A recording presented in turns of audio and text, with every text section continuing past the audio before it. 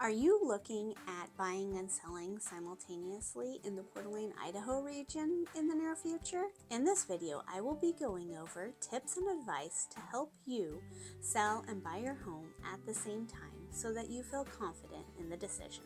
Welcome back to my channel, Living North Idaho, where I discuss all things about real estate in and around Coeur d'Alene and living your best life in North Idaho. Understanding the process. The process when it comes to simultaneously closing on your home and purchasing a new one at the same time. Now, a lot of people want to choose this as an option because you're not out of a property.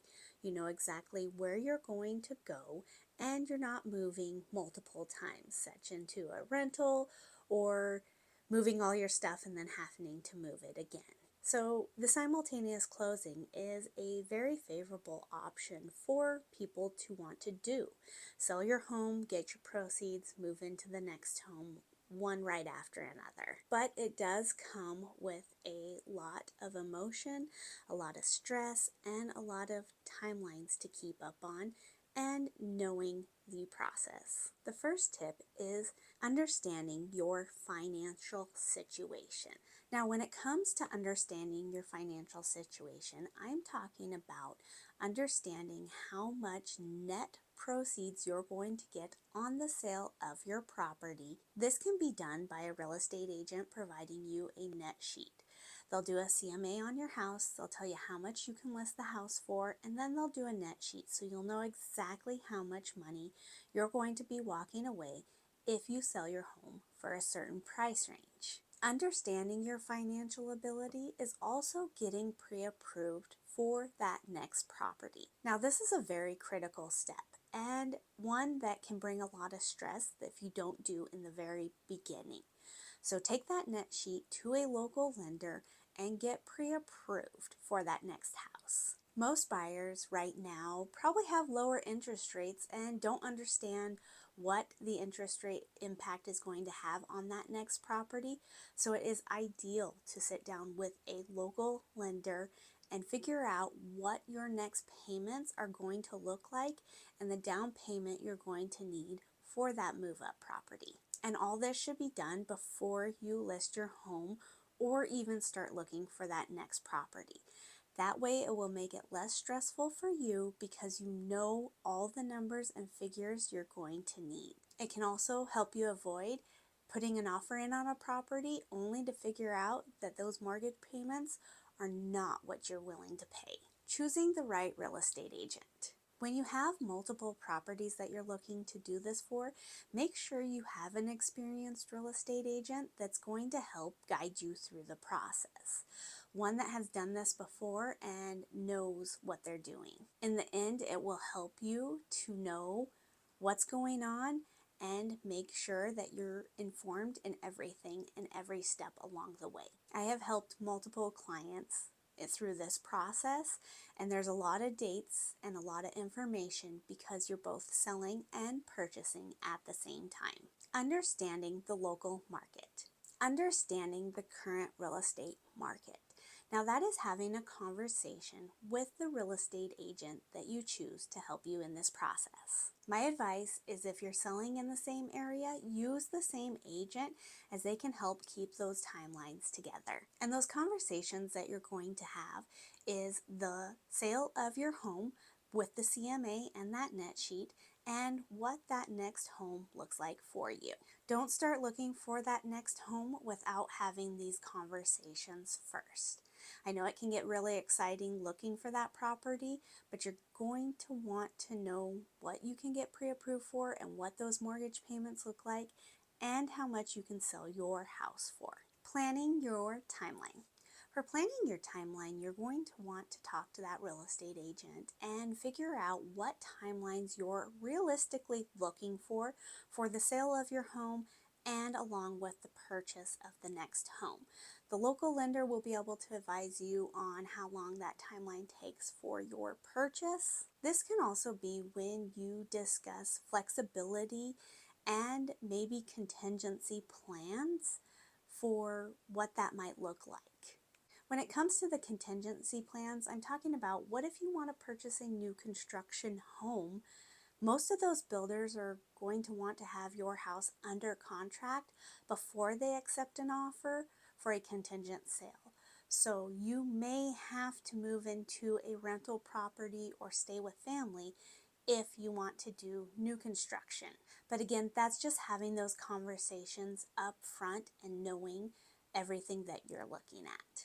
Tips on getting your home ready for sale. When I go to list a client's property, I like to walk through the property with them and give them on advice on things that I see that they may not see when they walk through the property. Now, this is definitely going to be advice on decluttering, taking out as much personal property as they can and are willing to. Remember, you're looking at moving in the end anyways.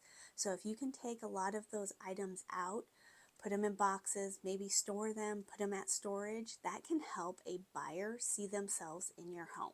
Again, just depersonalizing the home and moving all the extra things out. If you can get a storage unit, that is fantastic. You can start to move those things out into the storage unit. Typically makes the home feel bigger, and a buyer can visualize themselves in a home that is not as personalized and doesn't have as much stuff. I have a checklist I like to give people, especially before the photos. Professional photos are huge. The majority of buyers start their home search off on the internet, so the photos are the first thing that they see. So we're going to want to make those look fantastic so that they have the desire to get in and look at your home. Once those conversations are done, that's when we start looking for that next property. Finding that next property. The next step is finding that next home. Now, look for homes that are move-in ready, especially if you do not want to go into a rental or temporary housing. You're going to want to look for a home that you can move right into once it closes. But again, sometimes I have clients that want new construction.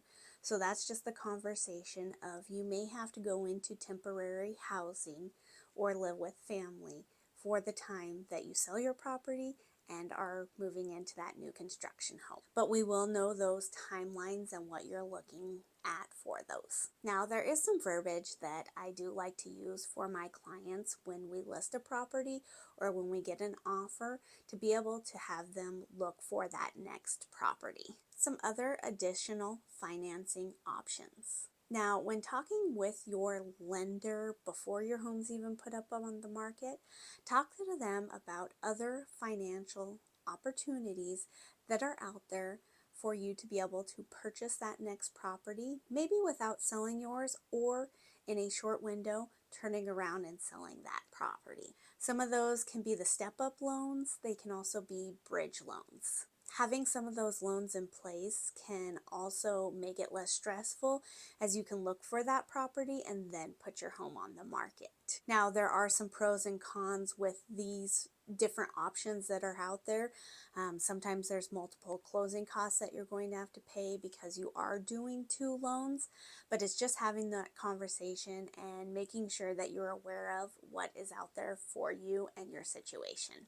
Coordinating the closing dates. Synchronizing the closing of both properties. Now again, this is where using the same real estate agent for the sale of your home and the purchase for the next helps out tremendously. That agent's going to know all the dates and can make sure that they coordinate with each other, one right after another. Now, I've done this multiple times for clients, and it does help because you need to make sure that the lender's on board, that the buyer's agent for the selling property that you're selling is on board, and just that you have every date in line and ready to go for my clients. There's also some verbiage that I've used in contracts for clients, such as giving extra days to move out of that one home to be able to have them move into the next. But again, that's just in the beginning when you're negotiating those offers. Temporary housing solutions. Sometimes the dates don't coincide, and sometimes you do have to sell your home and move into temporary housing before you can close on that next home. So just make sure you are aware of what is out there that you could rent or could use in the meantime. Maybe that's moving in with family, temporary housing, Airbnb, rental. Just know that there are options out there if that is one thing that you're going to need. Yes, it stinks to have to move twice, but sometimes there are just things that are out of your control that you might have to do. And this can be where it was helpful in the beginning to have a storage unit and already move some of those things in there.